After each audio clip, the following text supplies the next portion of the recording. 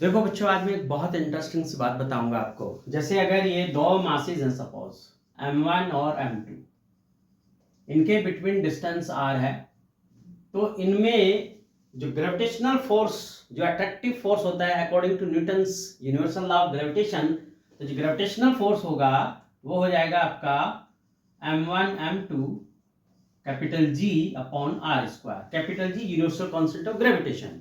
अब ये यहाँ पर एयर में रखे हुए हैं। ये कौन सा केस है हमारा? एयर का केस है।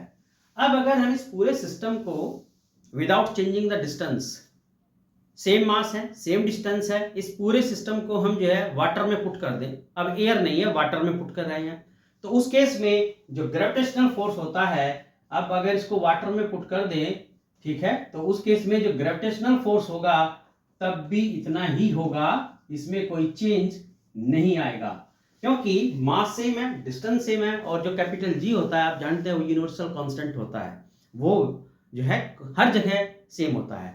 तो इसीलिए आप चाहे इस पूरे सिस्टम को वाटर में रख दें, चाहे इस पूरे सिस्टम को केरोसिन में रख दें, चाहे इस पूरे सिस्टम को किसी भी मीडियम में पुट कर दें, हमेशा इनके बिटवीन जो ग्रेविटेशनल फोर्स होगा उसकी वैल्यू सेम रहेगी, वो चेंज नहीं होगी। तो इसलिए हम कह सकते हैं कि F इक्वल टू FW। बिल्कुल अच्छे से इस चीज को ध्यान रखना कि मीडियम के चेंज होने से ग्रेविटेशनल फोर्स पे कोई इफेक्ट नहीं पड़ेगा।